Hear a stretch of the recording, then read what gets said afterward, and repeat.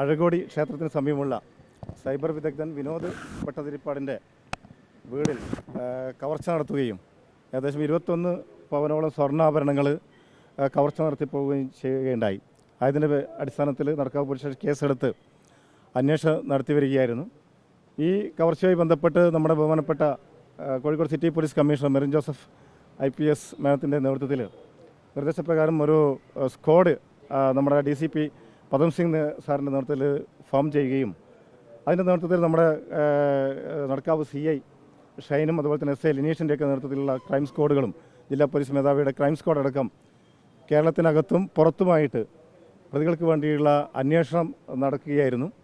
പ്രതികളെക്കുറിച്ച് ശാസ്ത്രീയമായ പരിശോധനയിലൂടെ നിരവധി CCTV ക്യാമറകളും മറ്റും പരിശോധന നടത്തി ശാസ്ത്രീയമായ തെളിവുകളുടെ അടിസ്ഥാനത്തിൽ ഏകദേശം കുറച്ച് ദിവസങ്ങൾക്കകം തന്നെ നമുക്ക് പ്രതിയിലേക്ക് കണ്ടെത്താനുള്ള സൂചനകളും പ്രതിയെ ഐഡൻറ്റിഫൈ ചെയ്തിട്ടുണ്ടായിരുന്നു. അതിൻ്റെ ബേസിൽ നമുക്കറിയാം ഈ മാർച്ച് ലാസ്റ്റ് എന്ന് പറയുമ്പം കേരളത്തിൽ നിയമസഭാ തെരഞ്ഞെടുപ്പിൻ്റെ പോലീസൊക്കെ മുഴുവനായും പോലീസ് സേന തെരഞ്ഞെടുപ്പിൻ്റെ തിരക്കിൻ്റെ ഇടയിലും ഈ പ്രതിയെ കണ്ടെത്തുന്നതിന് വേണ്ടി കേരളത്തിന് വെളിയിൽ കർണാടകത്തിൽ ഈ പ്രതിയെ എന്ന് ലൊക്കേറ്റ് ചെയ്യുന്ന അനിൽകുമാർ ഡോളർ അനി എന്ന് പറയുന്ന അനിൽകുമാറിനെ നമ്മൾ ലൊക്കേറ്റ് ചെയ്യുകയും അങ്ങനെ കർണാടകത്തിൽ അദ്ദേഹത്തിൻ്റെ സ്വദേശങ്ങളിലൊക്കെ തന്നെ പോലീസ് ടീമിനെ നിയോഗിച്ചുകൊണ്ട് കർണാടകത്തിൽ കൊപ്പ, ഷിമോഗ, മംഗലാപുരം തുടങ്ങിയ പ്രദേശങ്ങളിൽ നിരവധി ദിവസങ്ങൾ ക്യാമ്പ് ചെയ്ത് അന്വേഷണം നടത്തുകയുണ്ടായി. ഈ പ്രതി എന്ന് പറയുന്നത് വാണ്ടറിംഗ് ആയ ഒരാളാണ്, മൊബൈൽ ഫോൺ ഉപയോഗിക്കുന്നില്ല. അതുകൊണ്ട് തന്നെ നമുക്ക് അന്വേഷണത്തിന് വളരെയധികം ദുഷ്കരമായിരുന്നു. അങ്ങനെ അന്വേഷണം നടത്തുന്നതിൻ്റെ ഇടയിലാണ് നമുക്ക് തമിഴ്നാട്ടിൽ ഈ പ്രതിയെക്കുറിച്ചൊരു ചെറിയൊരു ഇൻഫർമേഷൻ ലഭിക്കുന്നത്. തമിഴ്നാട്ടിൽ തേനിക്കടുത്ത് വെച്ചിട്ടുള്ള ഒരു കോളനിയിൽ ഒളിവിൽ താമസിക്കുന്ന വിവരം കിട്ടിയതിൻ്റെ അടിസ്ഥാനത്തിലാണ് ഇന്നലെ വൈകുന്നേരത്തോടു കൂടി നമ്മുടെ പോലീസ് ടീം അവിടെ എത്തുകയും വളരെ സാഹസികമായി നമുക്കറിയാം വേഷം മാറിക്കൊണ്ട് ഒരു ഗള്ളി ഏരിയയിലാണ് പോയത്.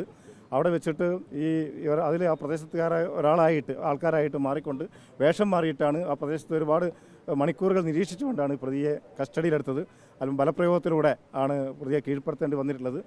അയാൾ ആ സമയത്ത് തന്നെ കോയമ്പത്തൂരിലേക്ക് രക്ഷപ്പെടാനുള്ളൊരു മൂവ്മെൻറ്റ് നടത്തുന്നതിനിടയിലാണ് പോലീസ് അവരെ പിടികൂടുന്നത്. അങ്ങനെ പ്രതിയെ ഞങ്ങൾ ഇന്നിവിടെ കൊണ്ടുവരികയും വിശദമായി പുലർച്ചയോടുകൂടി നടക്കാവ് സ്റ്റേഷനിൽ കൊണ്ടുവരികയും വിശദമായി ചോദ്യം ചെയ്തതിലാണ് അയാൾ ഈ മോഷണ മുതലുകൾ എന്ന് പറയുന്ന 21 പവൻ സ്വർണ്ണങ്ങളിൽ ഏകദേശം കുറച്ച് പവൻ സ്വർണ്ണങ്ങൾ, ഏകദേശം 4 വളകളും കുറച്ച് സ്വർണ്ണാഭരണങ്ങളും കൂടി ഒരു അമ്പായത്തോട് സ്വദേശിയായ താമരശ്ശേരി അമ്പായത്തോട് സ്വദേശിയായ ജെയിംസ് എന്ന ആൾക്ക് വിൽപ്പന നടത്താൻ വേണ്ടി കൊടുത്തതായിട്ട് പറഞ്ഞത്. അതിൻ്റെ അടിസ്ഥാനത്തിൽ അയാളും ഇന്ന് രാവിലെയോടുകൂടി പോലീസ് കസ്റ്റഡി എടുക്കുകയാണ്. അതിൻ്റെ അടിസ്ഥാനത്തിൽ നമുക്ക് കൂടുതൽ അന്വേഷണം കേരളത്തിനകത്തും പുറത്തും ഇതിൻ്റെ സ്വർണ്ണാഭരണങ്ങൾ കണ്ടെടുക്കുന്നതിന് വേണ്ടിയിട്ട് ഇനിയും നമ്മൾ അന്വേഷണം നടത്തേണ്ടതായിട്ടുണ്ട്. സ്വർണ്ണം വിൽപ്പന നടത്തിയ സ്ഥലത്തെക്കുറിച്ചും അതിന് വിൽപ്പന നടത്താൻ വേണ്ടി സഹായിച്ച മറ്റു പ്രതികളെക്കുറിച്ചൊക്കെ കൃത്യമായ വിവരങ്ങൾ കിട്ടിയിട്ടുണ്ട്. അതൊക്കെ നമുക്കറിയാം. ഈ പ്രതിയെ കസ്റ്റഡിയിലെടുത്ത 24 മണിക്കൂർ കൊണ്ട് തന്നെ കോടതിയിൽ ഹാജരാക്കേണ്ട സമയപരിധി കൊണ്ട് തന്നെ നമുക്ക് ഈ ഒരു ഘട്ടത്തിൽ കൂടുതലായി അന്വേഷണം നടത്താൻ വേണ്ടി കുറച്ച് പരിമിതികൾ ഉണ്ടായിട്ടുണ്ട്. ഏതായാലും വരും ദിവസങ്ങളിൽ ഇതുമായി ബന്ധപ്പെട്ടുള്ള നഷ്ടപ്പെട്ട മുതലുകൾ കണ്ടെടുക്കാനും അതുപോലെ തന്നെ ഇതുമായി സഹായിച്ച സ്വർണ്ണങ്ങൾ വിൽപ്പന നടത്താനും സഹായിച്ച മറ്റ് പ്രതികളിലേക്ക് എത്താനും വേണ്ടി സാധിക്കുമെന്നാണ് വിശ്വസിക്കുന്നത്. പോലീസിൻ്റെ ഒരു പഴുതടിച്ച ഒരു അന്വേഷണ മികവാണ് ഇവിടെ കാണുന്നത്. നമുക്കറിയാം മെറിൻ ജോസഫ് മാഡത്തിൻ്റെ നിർദ്ദേശപ്രകാരം വളരെ സിസ്റ്റമാറ്റിക്കായിട്ട് ഈ ഇലക്ഷൻ കഴിഞ്ഞതിന് ശേഷം നല്ല ടീമിനെ കോൺസ്റ്റിറ്റ്യൂട്ട് ചെയ്തിട്ട് നമ്മുടെ DCP സാറുടെയൊക്കെ എല്ലാ ദിവസവുമുള്ള ഫോളോ അപ്പും അതുപോലെ തന്നെ ഷൈൻ, നടക്കാവ് CIയും SIയും ഒക്കെ ചേർന്നിട്ടുള്ള നിരന്തരമായ ഒരു നമ്മുടെ ടീമിൻ്റെ ഒരു ഫോളോ അപ്പാണ് തീർച്ചയായും ഈ പ്രതികളിലേക്ക് എത്താൻ വേണ്ടി സാധിച്ചത്. അത് നമ്മുടെ കോഴിക്കോട് സിറ്റി പോലീസിനെ സംബന്ധിച്ചിടത്തോളം വലിയ അഭിമാനകരമായ നിമിഷമാണ്. തീർച്ചയായിട്ടും പ്രതികളെ കണ്ടെത്തുന്നതിനും നിയമത്തിന് മുന്നിൽ എത്തിക്കാനും സാധിച്ചു. ഇനിയും ഈ വിൽപ്പന നടത്തിയ സ്ഥലങ്ങളെയും അതുപോലെ തന്നെ കേരളത്തിന് വെളിയിലും വിൽപ്പന നടത്തിയിട്ടുണ്ട്. ആ സ്ഥലങ്ങളൊക്കെ ഇപ്പം അന്വേഷണത്തിന് കുറച്ച് പരിമിതികളുള്ളത് കൊണ്ട് തന്നെ അതിപ്പം വെളിപ്പെടുത്താൻ കുറച്ച് ബുദ്ധിമുട്ടുകളുണ്ട്. ആ കാര്യങ്ങൾ പിന്നീട് നിങ്ങളെ അറിയിക്കുന്നതാണ്. ഏതായാലും നമ്മുടെ ഈ അന്വേഷണ സ്ക്വാഡിൽ പെട്ട ആൾക്കാരാണ് കൂടെ നിൽക്കുന്നത്. അവരുടെയൊക്കെ എല്ലാം തന്നെയുള്ള കൂട്ടായ പരിശ്രമത്തിൻ്റെ ഭാഗമായിട്ടാണ് നമുക്ക് ഈ പ്രതികളിലേക്ക് എത്താൻ വേണ്ടി സാധിച്ചത്. ഇയാൾ ഏകദേശം കേരളത്തിൽ 50നോളം ഈ അനിൽകുമാർ ഡോളർ അനി എന്ന് പറയുന്ന അനിൽകുമാർ കേരളത്തിൽ 50ലധികം കവർച്ചാ കേസുകളിൽ മുമ്പേ ഉൾപ്പെട്ടിട്ടുണ്ട്. അതിന് പുറമെ നമ്മൾ പോലീസ് പിടിക്കുമ്പോൾ തന്നെ ഇപ്പം തന്നെ അണ്ടർ ഇൻവെസ്റ്റിഗേഷനുള്ള ഏകദേശം 8ഓളം കേസുകളിൽ പിടികിട്ടാപ്പുള്ളിയായിട്ട് ഇപ്പോഴും അന്വേഷണം കഴിഞ്ഞ് ഇയാൾ ഇവിടെ കവർച്ച നടത്തിയ കുറച്ച് ആഴ്ചകൾക്ക് മുമ്പേ നമ്മുടെ മെഡിക്കൽ കോളേജ് പോലീസ് സ്റ്റേഷൻ പരിധി 2 കവർച്ചാ കേസുകളിലും കൽപ്പറ്റയിലടക്കം അന്വേഷണത്തിലുള്ള കേസുകളിൽ പിടികിട്ടാപ്പുള്ളിയായിട്ട് അന്വേഷണാവസ്ഥയുള്ള കേസുകളിൽ ഉണ്ട്.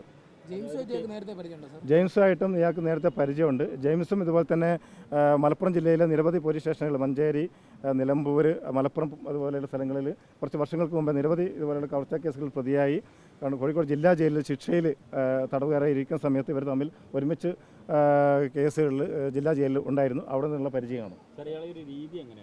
രീതി കൂടുതലായിട്ടും ഇയാൾ കവർച്ച എന്ന് പറയുന്നത് വാതിലുകൾ പൊളിച്ചിട്ട് അകത്ത് കയറിയിട്ട് എടുക്കുന്ന രീതിയാണ് കണ്ടുവരുന്നത്. അതിന് പുറമെ കേരളത്തിൽ പുറത്ത് ഇയാൾക്ക് മംഗലാപുരത്ത് NDPS കേസുകൾ വിൽപ്പന നടത്തിയതിനും കൈവശം വെച്ചതിനും ഒക്കെയുള്ള കേസുകളുണ്ട്. അപ്പോൾ കേരളത്തിൽ മെയിനായിട്ട് കവർച്ച, വീട് കുത്തി തുറന്നിട്ടുള്ള കവർച്ചയാണ് ഉണ്ടായത്. നടക്കാവ് തന്നെ 2022 2 കവർച്ച കേസുകൾ ഉണ്ടായിട്ടുണ്ട്. ജയിൽവാസം ഇയാൾ കണ്ണൂർ സെൻട്രൽ ജയിലിൽ മാഹി പോലീസ് സ്റ്റേഷനിലാണ് ലാസ്റ്റ് ശിക്ഷ തടവുകാരനായിട്ട് ഇറങ്ങിയിരിക്കുന്നത്. കൊയിലാണ്ടി, മാഹി, അതുപോലെയുള്ള നടക്കാവ് തന്നെ 2 പ്രീവിയസ് കേസുകൾ ഉണ്ടായിട്ടുണ്ട്. പിന്നെ അതുപോലെ തന്നെ വോട്ടുപാത്രങ്ങൾ അതും കൊണ്ടുവന്നൊരു ഇപ്പോൾ റീസെൻ്റായിട്ട് മെഡിക്കൽ കോളേജിൽ റിപ്പോർട്ട് ചെയ്ത 2 കേസുകളിലും വോട്ടുപാത്രങ്ങളും അവിടെ നിന്ന് ലഭിച്ച ചെറിയ സ്വർണ്ണാഭരണങ്ങളൊക്കെ വിൽപ്പന നടത്തിയിട്ടുണ്ട്. അതൊക്കെ കൂടുതലായിട്ട് ഇനി അന്വേഷണം നടത്തണം. അത് കൂടുതലായിട്ട് അന്വേഷണം നടത്തേണ്ടിയിരിക്കുന്നു. അതിലൊക്കെ കൂടുതലായിട്ട് ഇനി നമുക്ക് കസ്റ്റഡിയിൽ അടുത്ത ദിവസം തന്നെ വാങ്ങിക്കുന്നുണ്ട്. കൂടുതൽ അന്വേഷണം നടത്തി കഴിഞ്ഞാൽ മാത്രമേ ബാക്കി കൂടുതൽ എത്ര കേസുകളിലേക്ക് നിലവിൽ സ്വർണം വിൽപ്പന നടത്തിയെക്കുറിച്ചൊക്കെ വ്യക്തമായ അറിവ് ലഭിച്ചിട്ടുണ്ട്. പക്ഷേ നമുക്ക് സമയപരിധി ഉള്ളതുകൊണ്ട് അത് നമുക്ക് പോയിട്ട് എടുക്കാനുള്ള 24 hours കൊണ്ട് റിക്കവറി ചെയ്യാൻ പറ്റുന്നൊരു സ്ഥലം ഇല്ലാത്തതുകൊണ്ട് തന്നെ നമ്മളിപ്പം റിക്കവറി ഒന്നും തന്നെ നടന്നിട്ടില്ല. കേരളത്തിനകത്തുമുണ്ട്, വെളിയിലുമുണ്ട്. അതെ, ഈ വീട്ടിൽ നിന്ന് കൊണ്ടുപോയ സ്വർണം.